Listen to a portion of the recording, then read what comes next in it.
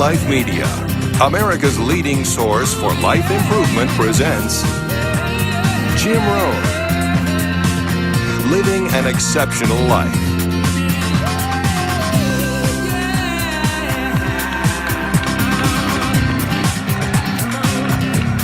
Hey, thank you.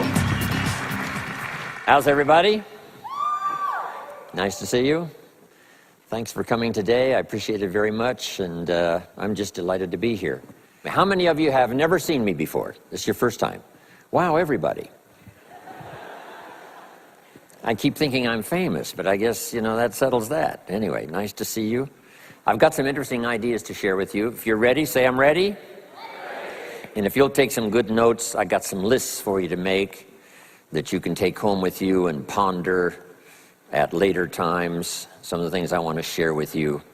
I was raised in southwest Idaho. My parents gave me an incredibly excellent start in my life, which I appreciated very much.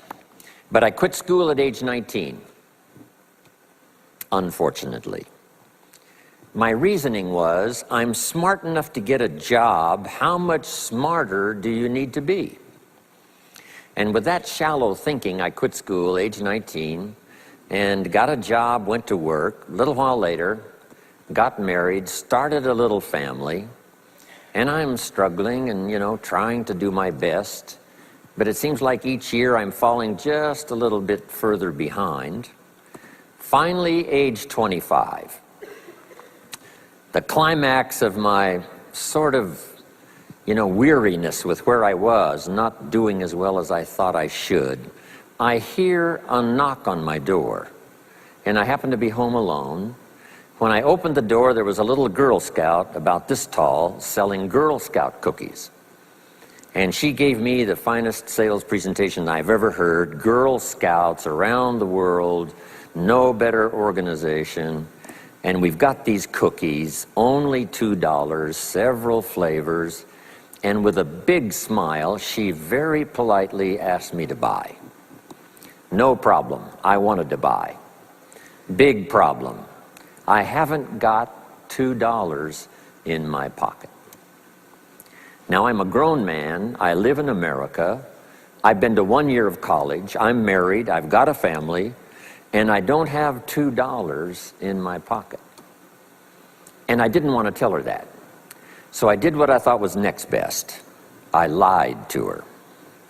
I said, hey, look, I've already bought lots of Girl Scout cookies. I've still got plenty in the house that we haven't eaten yet. And she said, oh, that's wonderful. Thank you very much. And she leaves. When she leaves, I say to myself, I don't want to live like this anymore. I mean, how low can you get lying to a Girl Scout? I mean, that's about as low as you can go. But I promised myself that day I was going to start my search of finding opportunity, finding somebody who could teach me and coach me on doing much better for myself and for my family and for my future.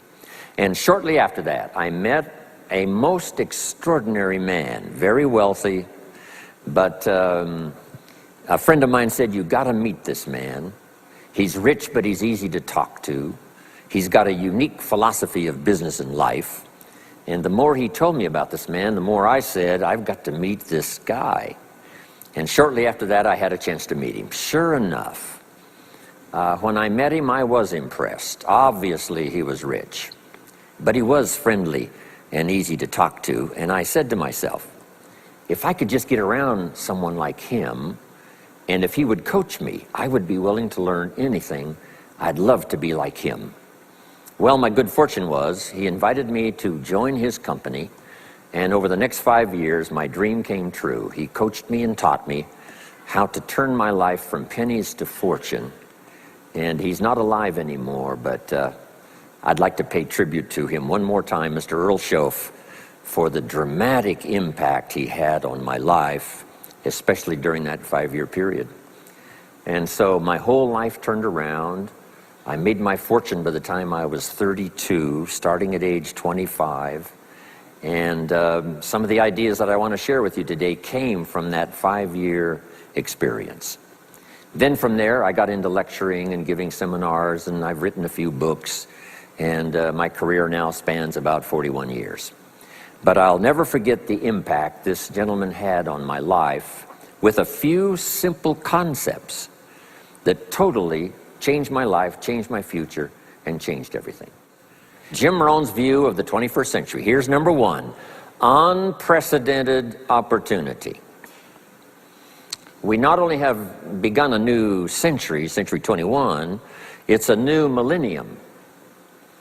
A millennium is a 1,000-year period. We've had 6 so far. This is the beginning of the 7th millennium, and some scholars tell us that this could very well be an extraordinary time for the human race, this 7th millennium. And there's probably a lot of good reason that that is probably true. Unprecedented opportunity. We've now got the technology. We pick up a telephone now and talk to somebody on the other side of the world. Transportation now is so easy. I get on an airplane in Los Angeles, and 13 hours later, I'm in Tokyo. 5 meals, 3 movies, and you're there. I mean, you know, it's a simple deal. Anyway, we've got technology, we've got transportation, we've got all the rest, right? So this is going to be a time of unprecedented opportunity in every field you can imagine, every industry, every country. It's going to be the greatest period of opportunity time in the history of the human race, the 21st century, especially these opening years of the 21st century. So that's number one, unprecedented opportunity. Now here's the second note to take. Now also keen competition, because we now play the world game. And it's not just competition across the street and company to company and, you know, division to division and, you know, company to company. Now it's worldwide competition. A job now becomes available. Does it go to someone in Minnesota or someone in India? Worldwide competition.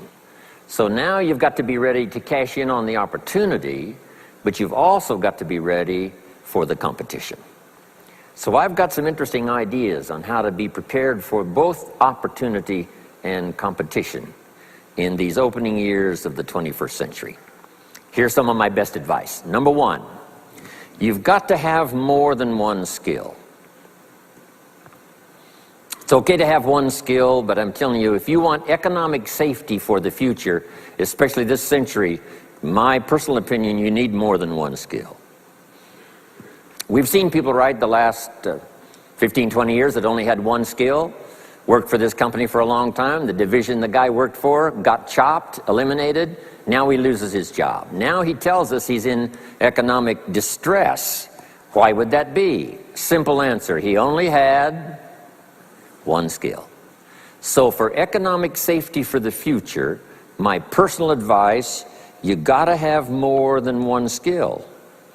In fact, it led me to my first fortune, and that was learning more than one skill. I started learning these extra skills in Idaho, where I grew up. I knew how to milk cows, but it didn't pay very well. Then someone gave me this incredible advice. If you want to lay the foundation for a future fortune, you've got to learn more than one skill. And I started that process age 25. Here's the first one, and I started part-time, a little sales job that I got. A product that I believed in, learned how to present it well enough for somebody to say yes, gave excellent service so that that would lead to multiple sales, and this little extra part-time job in sales absolutely started multiplying my income. From milking cows, now I've got this ability now to start getting customers, keep them serviced, and make some money in this extra skill. So now I've got 2 skills, milking cows and finding customers. Here's the next skill I learned, just to give you a quick list. Next was finding good people. If you've got a little enterprise going and you need some people, you have to just go look for them.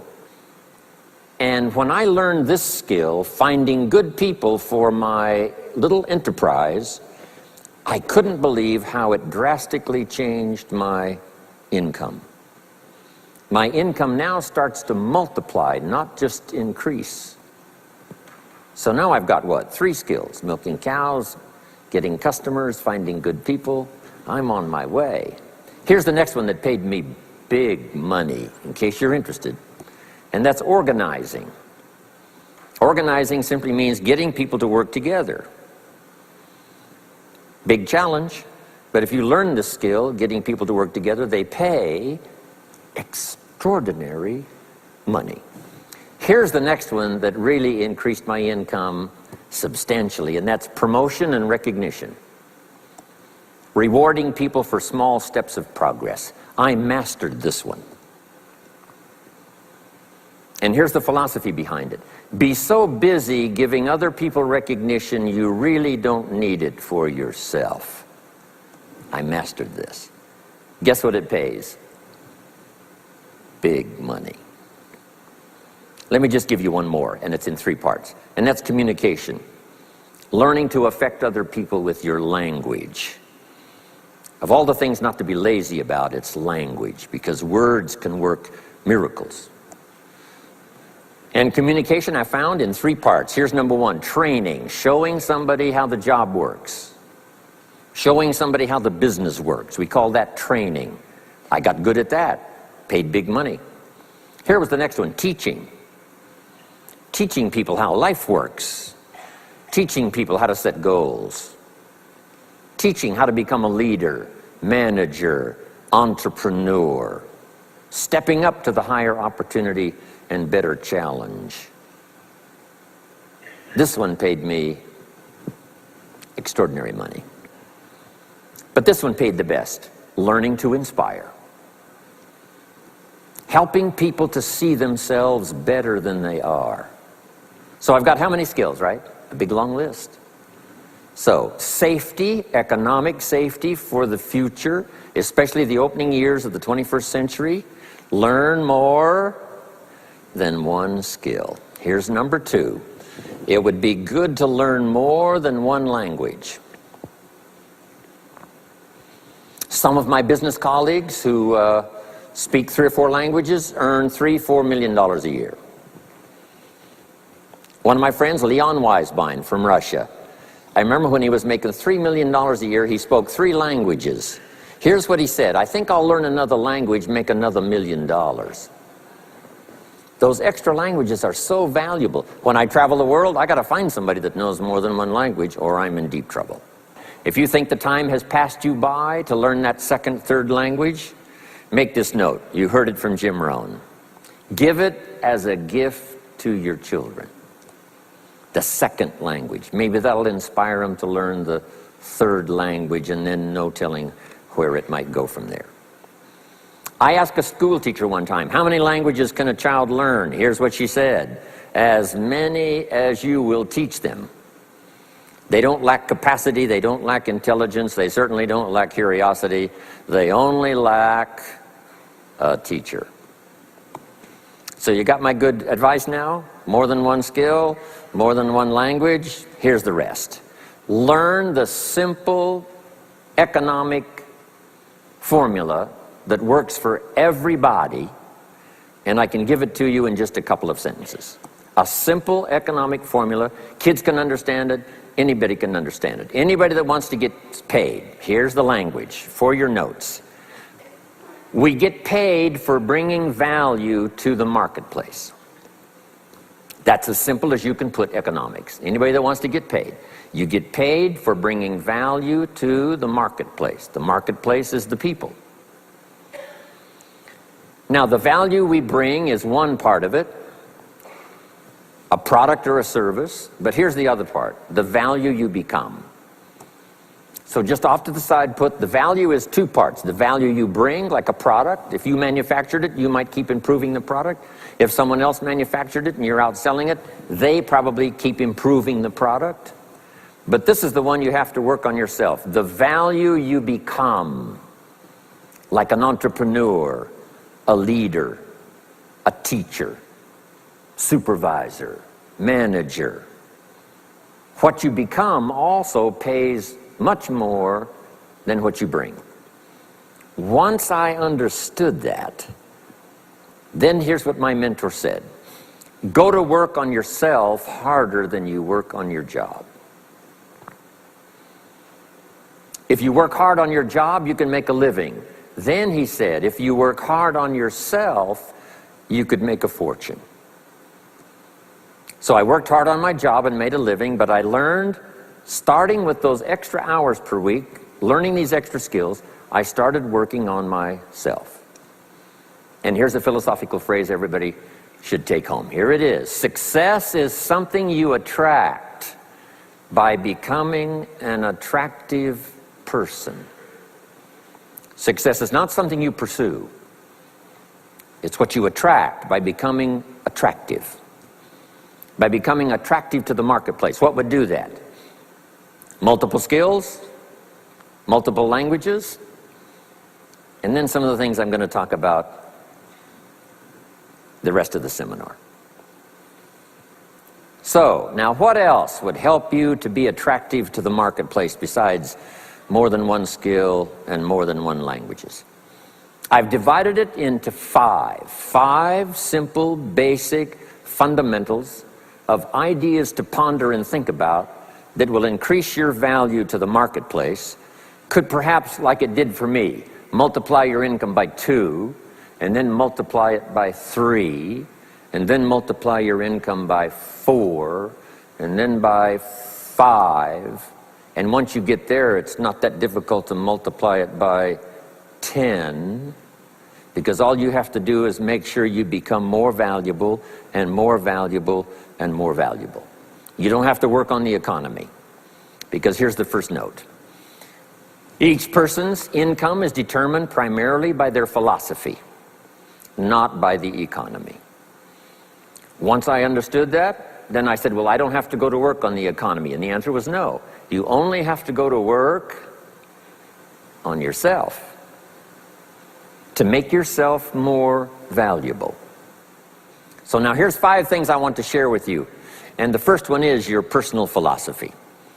What could get you more prepared and ready for cashing in on the opportunity of the 21st century? And here's the first one, personal philosophy. Your personal philosophy is like a guidance system that helps you make decisions what to do, what not to do. From the information you get and what you learn and what you know, we decide. Maybe your philosophy would have been 5 years ago never to attend seminars like this. You just didn't go. Now 5 years later, here you are. Something happened along the way to change your mindset, saying, hey, for the money and the time, if I just get one good idea and walk away, it certainly is worth the money and the time. So now that little amendment in your philosophy, you now say, I'm going to regularly go, because it doesn't take but a few ideas to make a great difference in your income, personal life, social life, and all the rest. So now you know that's valuable. A change of mind, a change of idea. So that's what personal philosophy is all about. The more we learn, the more we know, the better we're able to make better decisions about 2 major things. Your philosophical guidance system does 2 things. For your notes, number 1, helps you to see the dangers on one side, so you can avoid those. But here's what else your guidance system does. Personal philosophy helps you to see the opportunities on the other side, so that you can expand those, maximize those. And here's what that's called. The game of life is to minimize the dangers and maximize the opportunities. And the more we know and the more we learn, the more experience we gather in sessions like this, from the sermon on Sunday morning to the books we read and all the rest, helps us to keep continually adjusting our philosophical guidance system so that we minimize more dangers, maximize more opportunities. That's really the game of life. I couldn't put it much more simply. So number 1, we're affected by what we know. Now, how do we know more things and learn more things that'll help us readjust our thinking so we can avoid the dangers, maximize the opportunities?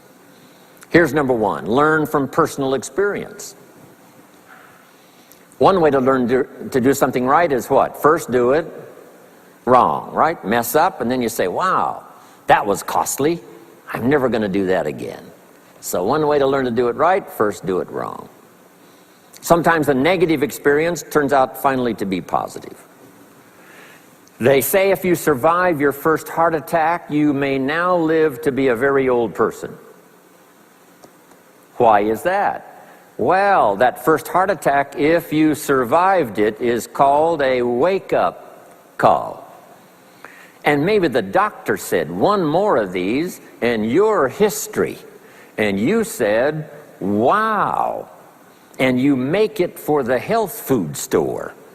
And you start reading every book you can find on good nutrition, how to avoid another one of these heart attacks, and you start jogging and start walking and doing all of the stuff, and this total change of lifestyle could now save your life and cause you to live to be a very old person.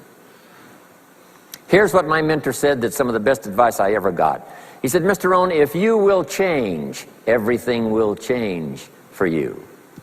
If you'll start making personal changes, your income will change, your health will change, your future will change, everything will change, if you're willing to start making the changes. So sometimes a negative experience now causes us to really make a sudden shift in our philosophical guidance system that says, hey, I'm never going to let this happen to me again. Fantastic. Now here's the next way to learn, and that is to learn from other people's experiences, whether they are negative or positive. It's too bad failures don't give seminars like this. Wouldn't that be good information? Now, we don't want to pay them, so they don't lecture, but their information would be valuable. If you know a guy that's messed up his life for 40 years, you have to say, John, would you spend a day with me? And I will bring my notebook and take good notes. A good-looking guy like you, beautiful family, every reason to do well, threw it all away. Teach me how for the last 40 years you messed it all up. And he tells you, and you take good notes. Learning from the negative side of someone's experience. If somebody tells me these eggs are rotten, I'm not going to make an omelet and try it, right? I'm just going to take their advice and their know-how. So, learn number one from your own experiences, learn number two from other people's experiences. And my mentor taught me to always keep a journal. Here's what he said, don't trust your memory. If you want to live a dynamic life, multiplying your income, multiplying your future, be a good student. If a good idea comes your way, write it down, then ponder it, then perhaps go do it. Okay. Now, your philosophy comes from what you learn, comes from what you know, comes from other people's experiences. 3 ways now to learn from other people. Here's number 1, learn from what you see. One of the great watchwords of these early years of the 21st century, pay attention. If you just watch, you can pick up clues. Success leaves clues. And if you'll be a better observer of the winners and the losers, those that are doing well and those that are falling behind, and just take mental notes and good notes and say, I'm going to adjust what I'm doing based on what I see. Here's number 2. We learn so much from other people based on what we hear. Here's good advice on that. Be a selective listener. Listen to voices of value that have experience, ideas, reputation, something valuable to share. Now here's number 3. Read all the books. Now there's millions of books, so you can't read all the books. But make this note. Read all the books you need to read to make you as wealthy as you want to be, as healthy as you want to be, as prosperous, as productive, as unique a human being as you want to be. Read all of those books. Don't leave those books go unread. My mentor got me started on my library when I was 25. I got one of the best. If you saw my library, you would be impressed. I haven't read everything in it, but I feel smarter just walking in it, right? My library. I was smart enough to buy it all. Now I got to be smart enough to read it all. Now jot this down. When you do read, you have to sort through what you read and decide which is valuable to try.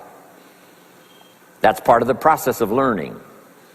Gathering information and sorting through it. 1, the information that would apply to you, and what you think would be valuable based on your current philosophical opinion. So read all the books. Our lives are greatly affected by what we learn and what we know. Now here's number 2 of these very basic 5 things I want to share with you. First, your personal philosophy. Here's number 2, your attitude. First, we're affected by what we know. When I talk to the kids in high school classes, college classes, that's the first thing I tell them. Get the information while you're here. Right? Nothing worse than being stupid when you get out of school. So get the information. Being broke is bad, but being stupid is what's really bad. And what's really, really bad is being broke and stupid. Nothing much worse than that, unless you're sick. Right? Sick, broke, and stupid. That's about as far as you can fall unless you're ugly, right? But surely that would be the ultimate, right? The ultimate negative life. Ugly, sick, broke, and stupid. So learn all you can. We're affected by what we know, so get the information. Don't be lazy in learning. Don't be lazy in going through the books, building your library, coming to classes like this consistently. Some of them will be so dramatic, your life will never be the same. Maybe this is one of those today. Next, we're affected by how we feel, attitude. This is the emotional part. We need the intellectual part to set sail. So as the winds blow, we can still get where we want to go. Redefine, keep strengthening our psychological and philosophical guidance system. But now we're also affected by the emotions. That's the power. And jot these notes down as I hurry along now. 4 things to consider on attitude and how you feel. Here's number 1. It's how you feel about the past. It's important to make the past useful. Past experience, even past losses, past failures, as well as successes. To review it and go back over it, see where you went wrong, correct that, invest that now in the future. Don't live in the past, and don't carry the past around like a burden, but simply use your past as one of your mentors to help refine mistakes, make some changes that you can invest now in the future. Here's the second attitude. It's how you feel about the future. We look back for experience, but number 2, we look forward for inspiration. Now, where does the inspiration come from? Looking forward. Here it is, learning to set goals. Number 1, decide what you want. Takes more than 5 minutes. Take some time and decide what you want. Where do you want to go? What do you want to do the next 10 years, 20 years? What would you like to become? How many skills would you like to learn? What are the books you want to read? How about the people you want to meet? The cities you want to visit? Experiences you'd like to have over this next period of time? Start thinking about all of that. Here's the next key. Write it all down. Building a life is like building a house. You wouldn't start building the house until you had it finished. Wouldn't you look foolish starting to build the house if it wasn't finished first? What if you were laying bricks and somebody came by and said, "What are you building here?" And you said, "I have no idea." See, they would take you away to a safe place. So building a life is a lot more important than building a house. And yet people treat it so carelessly and so casually about planning and making plans for what they want their life to work out to be. So I'm asking you not to be casual anymore. Start designing the future for yourself, for your family, for your business, for your future. Okay, decide what you want. Okay, so from the past we get experience, from the future we get excitement, inspiration by setting goals. Now here's the next advice. Put everything on your list of goals. Little things, insignificant to someone else but important to you. A goal list is important. You don't have to publish it in the local newspaper. My Japanese friend, Toro Ikeda, San Jose, California, put on his first list, a Caucasian gardener. I said, go Toro. Back then everybody had a Japanese gardener. He said, no, I'm Japanese. I want a Caucasian gardener. I like that. So set goals. Set the goals that'll turn you on, goals that'll get you excited. Put everything on your list. Now, here's the next attitude. It's very important how you feel about everybody. If you want to be a leader extraordinaire, here's what you learn. Each of us need all of us. One person doesn't make an economy. One person doesn't make a symphony orchestra. It takes all of us for each of us to be successful.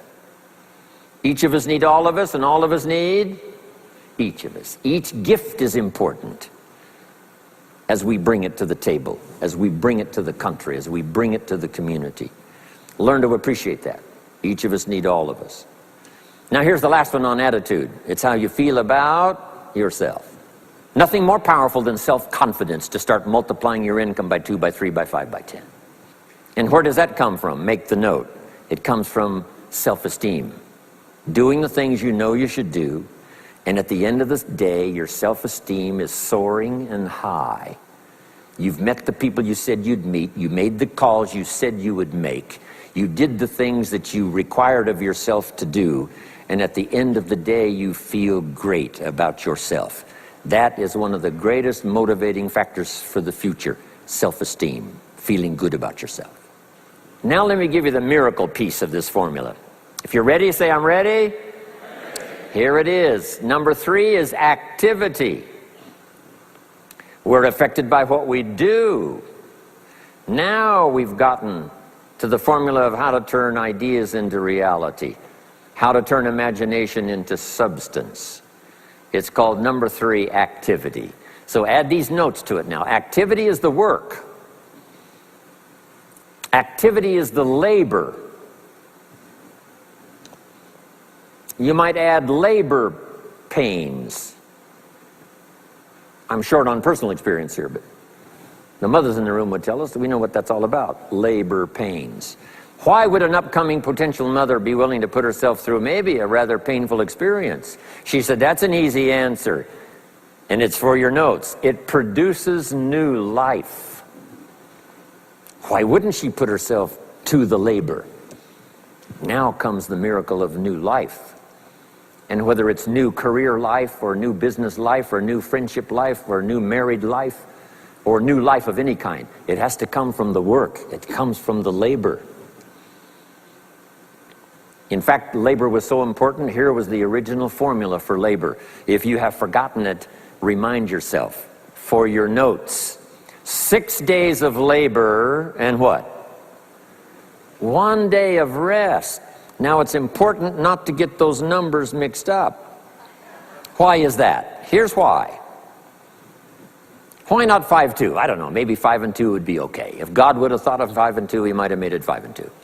Right? You can't think of everything when you're putting one of these together. But maybe one of the reasons for 6-1, jot this down now. If you rest too long, the weeds take the garden. Not to think so is naive. As soon as you've planted, the busy bugs and the noxious weeds are out to take it. So you can't linger too long in the rest mode. You've got to go back to work. 6 days of work, then rest and spirituality and friendship and change of pace. And then go back over the last 6 days. What did I do? What did I miss? Who did I miss? What happened? So that I can invest those corrections in the next 6 days of higher productivity. Have you got that now? 6 days of work, 1 day of rest. Don't get the numbers mixed up. Activity. Now, activity finishes the miracle. Good question for your notes. How did this convention center get here? Let me give you the steps. Number 1, somebody saw it while the property was vacant. You say, well, how could you see a convention center if it isn't here? It's the only way it will be here. And somebody has to see it so clearly they can draw a picture of it, saying, this is the convention center. You say, no, it isn't there. They say, yes, this is the convention center. The artist's rendering shows you a picture of what isn't there. That's the beginning of imagination. So to turn nothing into something, here's what you do. Imagine the possibilities. That's why we recommend testimonials, for someone to say, hey, I started with pennies and I made a fortune. And when they finish, sometimes they say something like this: if I can do it, what? You can do it. And we start imagining the possibilities. Here's number 2. Have faith to believe that some of them are possible for you. And both imagination and faith are powerful forces. But we still don't have a hotel. We still don't have a house. Even though those are powerful forces, it is the beginning. Now, imagination and faith must be deposited in activity or it is wasted. But the finishing touch of the miracle process is now, go to work.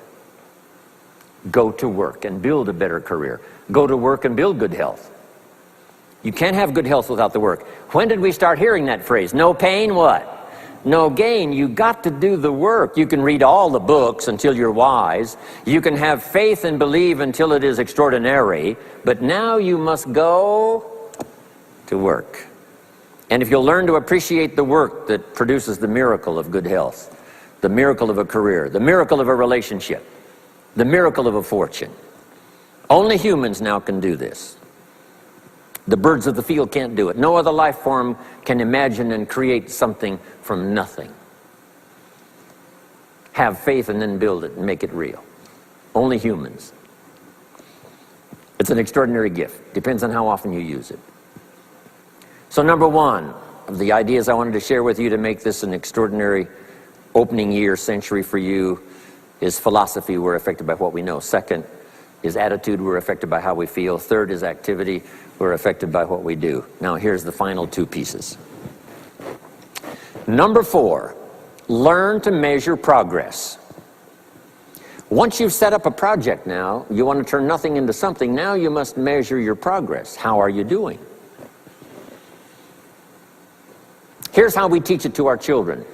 Life expects us to make measurable progress in reasonable time. Measurable progress in reasonable time. That is the game of life. So part of it is not just to set up the proposed project, but as we start working on it, we start measuring how we're doing. Now first, what is reasonable time? You can't ask someone every 5 minutes, how are you doing now? See, that's too soon. Guy says, I haven't left the building yet. Give me a break. Now we can't wait 5 years. That's too long. So there's reasonable time. So make this note now. What is reasonable time? One, at the end of the day.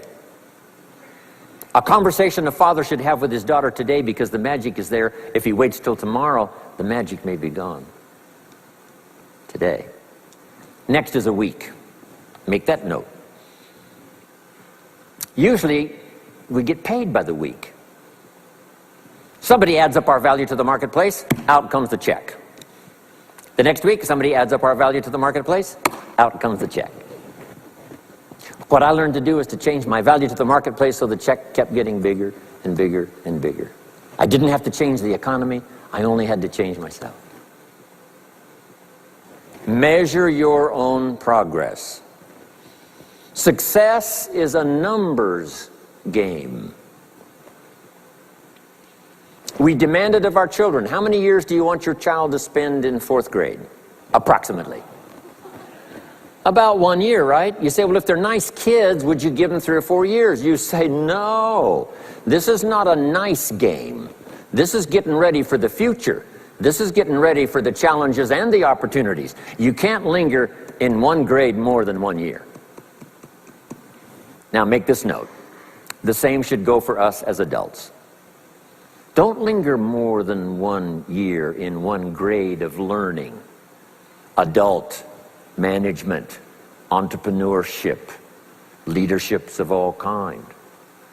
Keep up the pace of learning. Okay. The numbers. Measure. Count. Now here's the key. Face the truth. If you're only making this much progress, you know, there's no use trying to kid the world, no use trying to kid anybody else, and especially don't kid yourself. If in a period of time you've only made so much progress, you just got to swallow hard and say, this is the truth.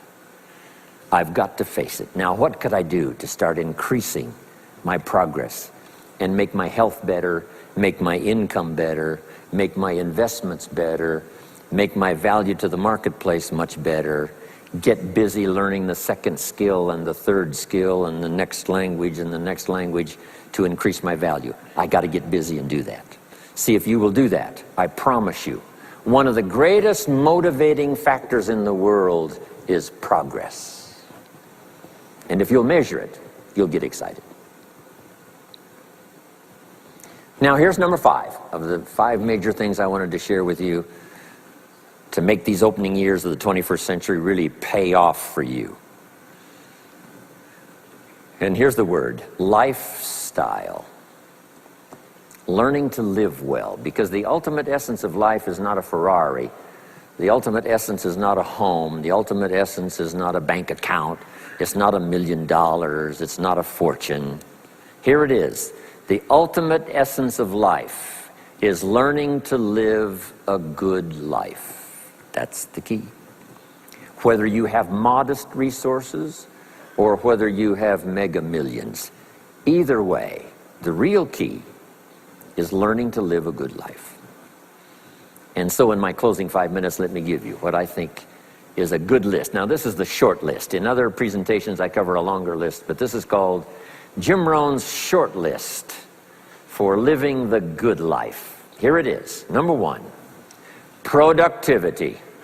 You really won't be that happy if you don't produce. And here's the next bit of advice on that. Produce to the max if you possibly can. To produce a little is okay. To produce enough is okay.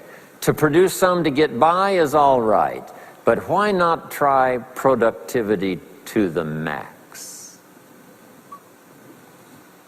Andrew Carnegie, who built the steel industry back in the 30s, here's what Andrew said.